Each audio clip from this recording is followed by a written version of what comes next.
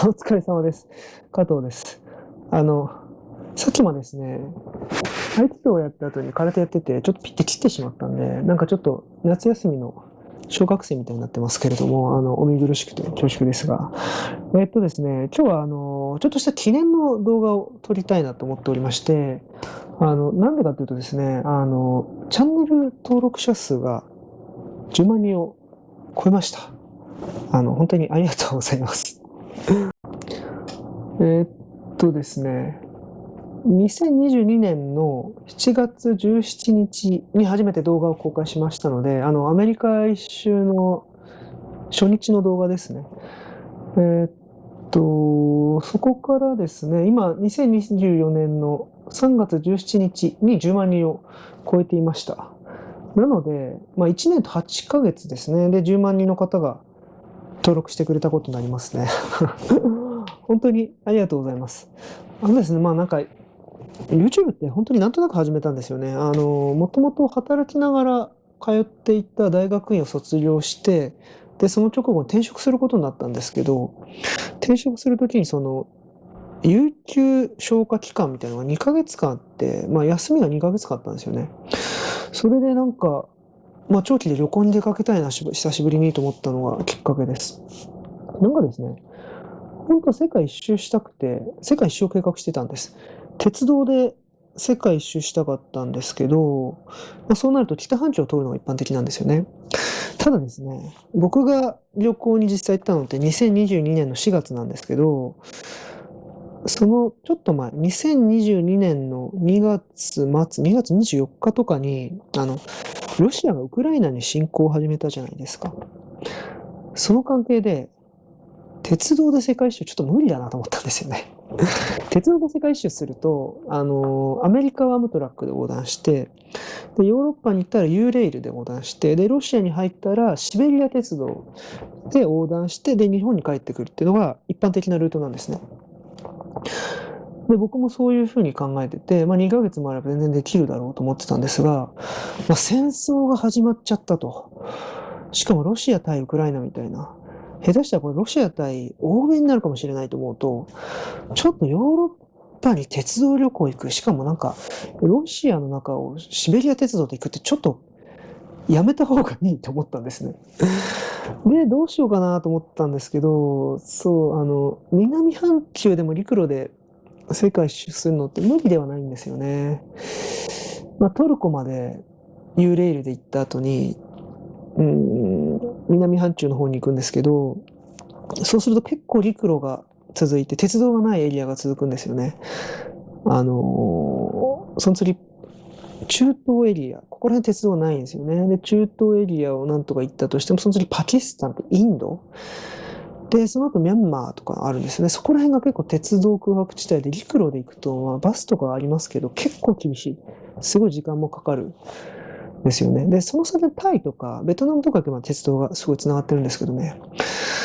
ただ現実的にはすごい難しかったなと思ったんで、世界一周をやめました。特にですね、あの時まだ2022年の前半ですんで、コロナの規制で、行動が難しい国とか、入国するのが難しい国がまだまだありましたからね。そういう意味で難しかったんですけど、アメリカは、当時もワクチンを接種してたら入国することは可能だったんで、だったら僕はアメリカ好きですし、そもそも留学してた国でもあるので、アメリカ一周してみようかなと思ったんです。で、アメリカ一周を鉄道でしてみるということを考えたのがこの動画を撮るきっかけですね。本当になんか日本でサラリーマンしてると、あんまこういう長い休みを取れることって、正直あんまないじゃないですか。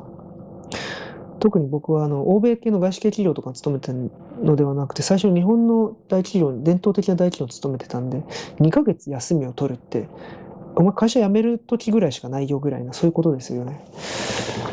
だからこれもしかしたら人生最後の夏休みかもしれないなと思うと、なんかですね、なんか記録を取りたいなと思ったんですよね。なんか記録を残したいってちょっと思っちゃったんです。で、どうしようかなと思ってたんですけど、まあでも動画とか撮ろうかなと思って、本当アメリカに行く1週間前ぐらいに GoPro 買って、なんか操作方法とかも全然よくわかんないまま GoPro 持ってとりあえずアメリカ一周を始めたのがきっかけです。まあだから本当に全部初めてだったんで大変お見苦しい動画だったかもしれないですけど、見てくださった方、本当どうもありがとうございました。たまにDay1 から Day40、40日分あるんですけど、全部見ましたって言ってご連絡くれる方とかいて、本当にありがとうございます。ですね。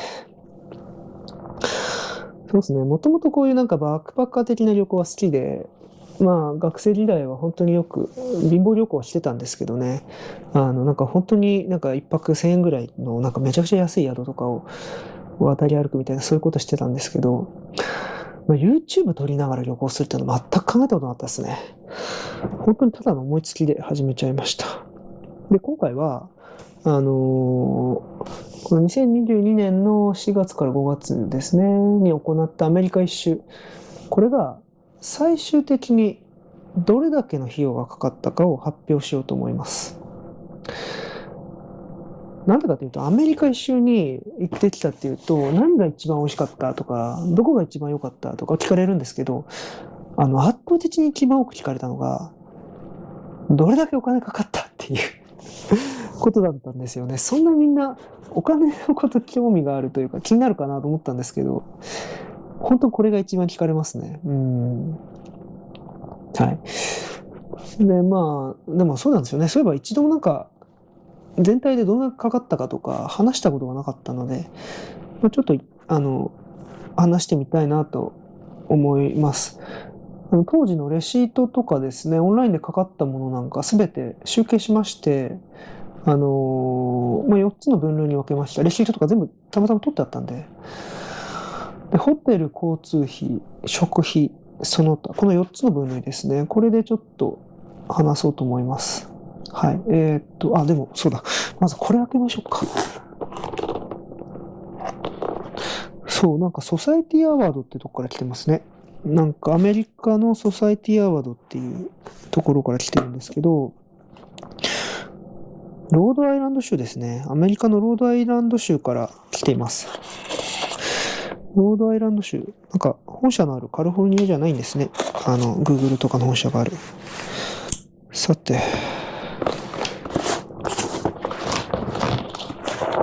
こっちもか。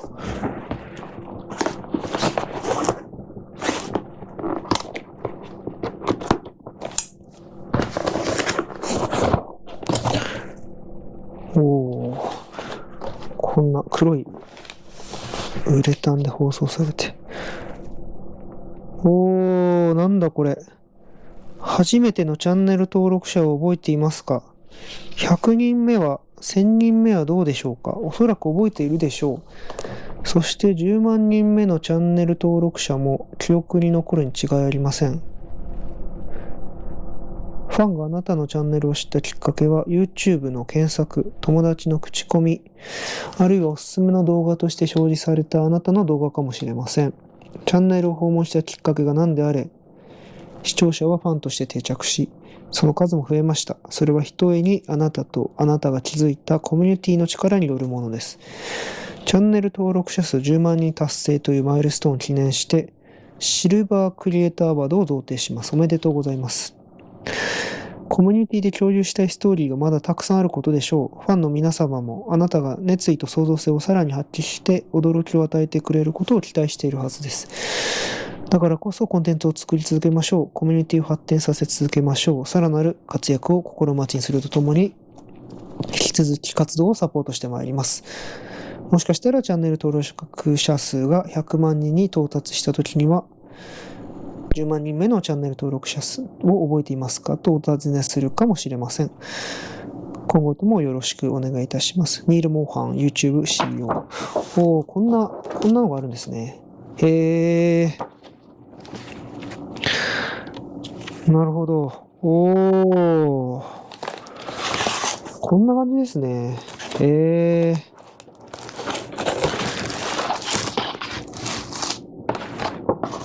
ポストカードみたいなのが入ってる。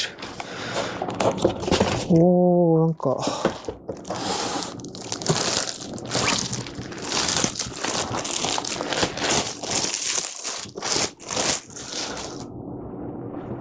おー、あ、なんか嬉しいですね。プレゼントトゥ加藤ズワールドトラベル道場。加藤トラベル。for passing 10,000 subscribers. YouTube。こんな感じです。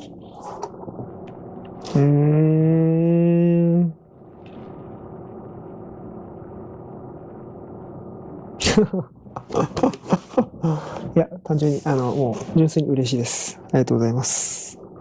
はい。ここ、立てかけるように、ここが、立てかけるというか、なんか、引っ掛けるここ、穴が開いてるんですね。いいですね、こういう、なんか、心遣いも。嬉しいですね。なんかこういうのももらえるのも。確かに嬉しいな。いやいや、これはこれで、嬉しいとして、ちょっとアメリカ一周にどんだけお金かかったか、ちょっと説明していきたいと思います。まずホテルから話しますね。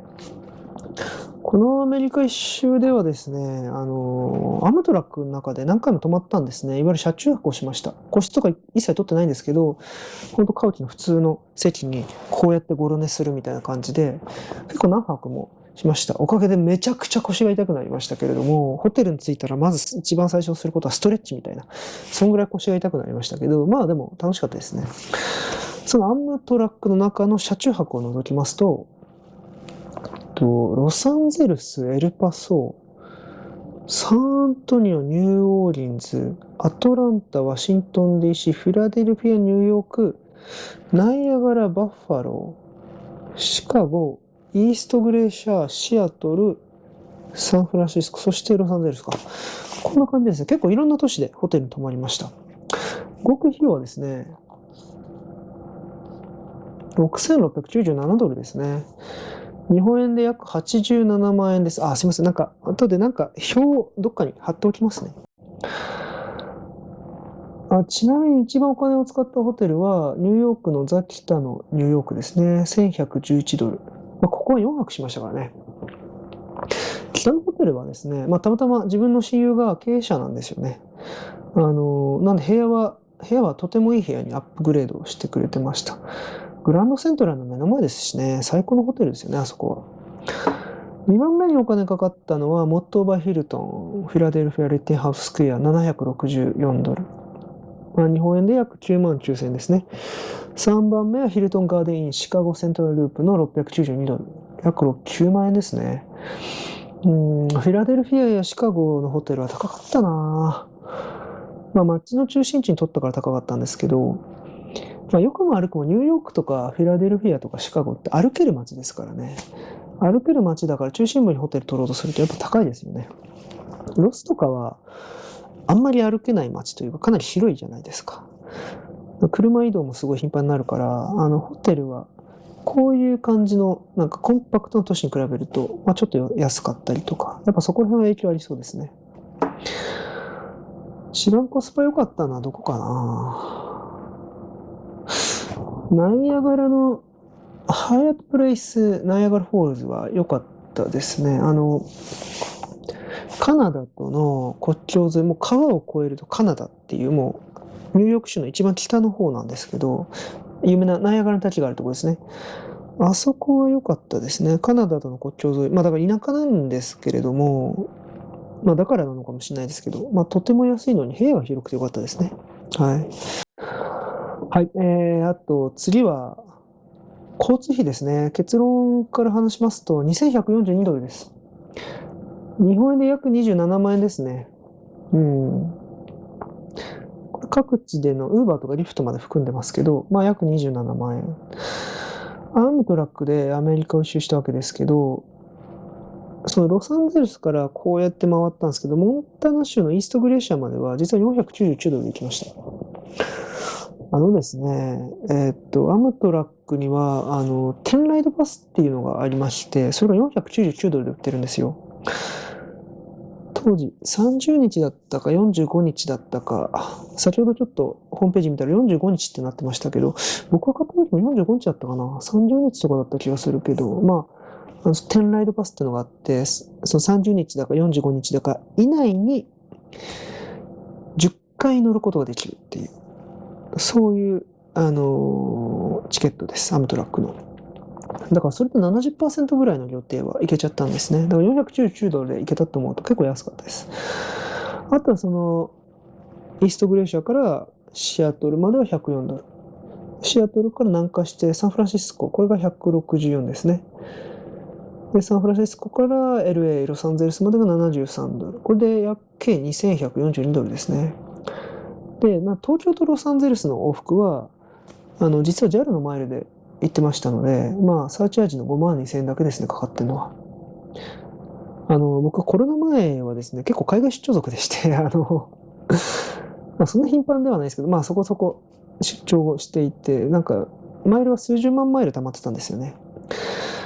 コロナの間全然使ってなかったんですけど、これがなければプラス10万とかはしてたでしょうね。10万、15万ぐらいはプラスしてたでしょうね。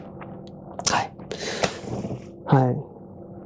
次は食費です。食費は交通費よりかかってますね。$2,199。日本円で約28万8,000円でした。一番高かったのは、帰国前夜に食べたロサンゼルスの JW ステーキハウス$133ですね。日本円で約1万8,000円でしたね。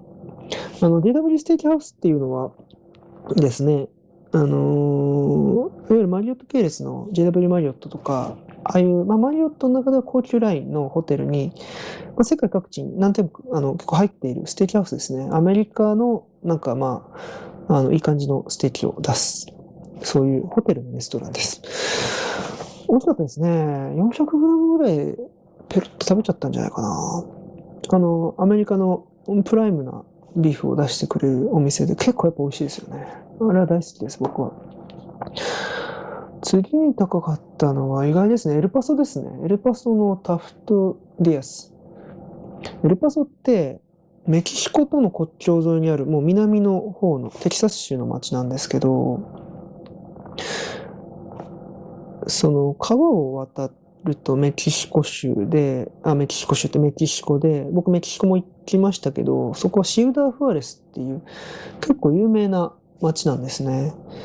何が有名かっていうと、10年ぐらい前までは世界で一番殺人事件が起きる町っていうので有名で、いわゆるギャングがすごいいっぱいいる町なんですよね。そう。僕は朝に行って昼にはもう帰ったんで、全然安心でしたけど、そう、たまたま行ったら聖金曜日っていう、すごいキリスト教の重要なお祭りの日だから、すごい賑やかで、とてもいい雰囲気だったんで、まさかそんな殺人事件が起こる感じじゃなかったですけどね。でもそういう治安が良いと言われていないエリアに面している街で食べたものが2番目高かったんだ。でもこのタフトディアスはですね、多分エルパスの中でもとてもかなり評判の高い店だったんで、コスパ良かったですよ。$107か。約14,000円ですね。美味しかったです。あの内容で$107は、むしろちょっと安いですね。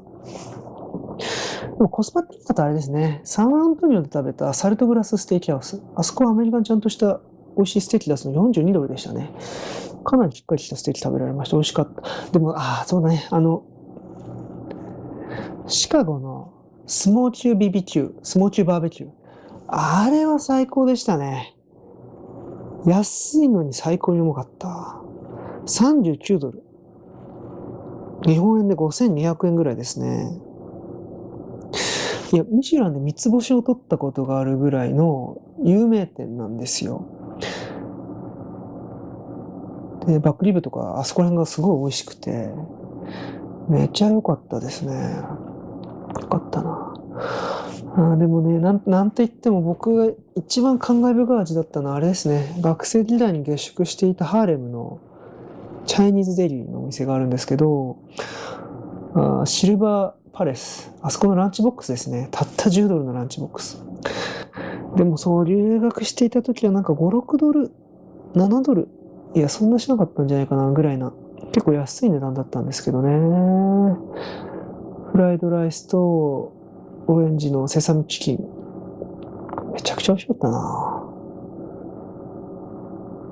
いや、でも、そう、当時結構ひもじい思いしてたんで、その5、6ドルのランチボックスを買ってですね、昼と夜にそのランチボックスを分けてくるんですよ。そのぐらい、ひもじい思いをしてました。いや、そんな金ないんだったら、そもそもアメリカ留学行くなよって話なんですけど、まあ、それでも留学行きたかったから行ったんですけどね。いや、きつかった。貧しいっていうのは本当にアメリカにおいては、こんなきつい思いするんだと思いましたね。特にニューヨークはね、本当資本主義の頂点みたいな街だから、お金があれば楽しいでしょうけどね、お金がないと辛いですよね、いろいろとね。お金持ちもいっぱいいますからね、あそこは。いやー、めちゃくちゃ美味しかったですね、久しぶりに食べて。20年ぶりぐらいに食べたのかな。いや、実は、まあ、ハーレムで買って、北のホテルまで持って帰って食べたんですけど、実はGoPro 止めた後になんか結構泣いてたんですよね、僕なんかあれ食べながら泣いてしまいましてですね。いや、いろいろ留学中のひもじい思いをしていたことを思い出しましたね。はい。あとですね、あとその他アザーズは、ミュージアムに入る費用とかですね、合計で1935ドル。約24万円です。一番高くついたのはミュージカル類ですね。ブロードウェイのハメルトンが216ドルしてるな。あとシカゴのムーラン・ルージュ。これも163ドルとか。そんなもんですね。まあ、なんていうか、博物館系も2、30ドルで入れるとこ多かったんで、そんな突出して高かったわけではないですね。はい。というわけで、ホテルが6697ドル。交通費が、2142ドル。食費が2199ドル。その他が1935ドル。はい。で、合計は、12,972ドルです。日本円に直すと167万9892円ですね。今現在と言いますか、先週ドル円って160円を記録してますね。これがなんか30年ぶりだったかな、円安ドル高って言われてますけど、30年ぶりとか40年ぶりレベルで、今、円が安くてドルが高いです。だから、僕が旅行しているのは2022年の4、5月なので、当時のかかった費用から逆算すると、ドルは129.5円ですね。だけど今行くと、為替の影響もあるし、インフレの影響もあって、この2年前から比べると、下手したら 1.5 倍ぐらいかかるかもしれませんね。でも、あくまで参考ですけど、2年前、2022年の4、5月で行った時、ドル円は129.5円ぐらい、130円ぐらいですね。その時のかかった費用、アメリカ一緒にかかった費用は、12,972ドル。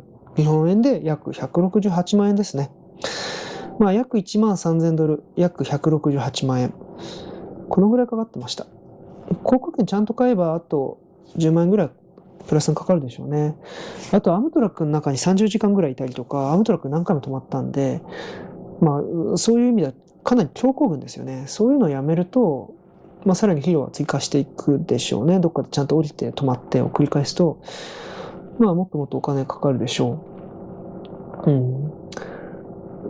でもですね、動画見てくださった方は、分かっていただけると思いますけど、そんなにすごく貧乏旅行したわけじゃないですね、今回は。学生時代のように、なんか本当1000円、2000円の、なんか、ルームシェアみたいなホテルを渡り歩いて、ハンバーガーばっか食ってたわけじゃないんで、それでも、168万円、1万3000ドルで、アメリカ一周できてます。40日間ぐらいかけて。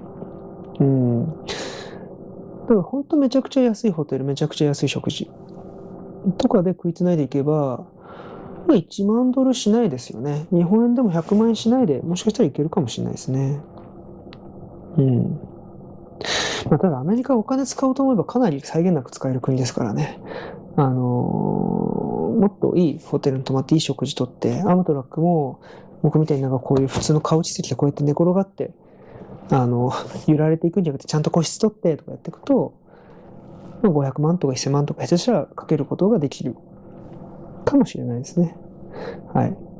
でもそれでも、こんな感じでアメリカ一緒なら、まあ大体1万3000ドル、日本円で168万円ですから、まあ、今の物価でも1万5000ドルとか200万円程度くらいあれば、まあ、似たような感じでできるかもしれないですね。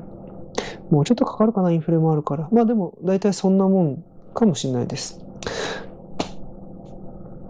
はい。というわけで、アメリカ一緒にかかった費用は、米ドルで12,972ドル。日本円で約168万円、167万9892円でした。アームトラックでアメリカ一周する人が、いたらですね、アメリカ一周アームトラックする人いるかな、まあいないかな。まあちょっとわかんないですけど、もしいましたら、参考にしてくださると幸いです。というわけでですね、銀の盾をもらいました。まあそういう記念の動画を撮ってみました。本当にご支援のほどありがとうございます。引き続きどうぞよろしくお願いします。ではすみません、ありがとうございました。失礼します。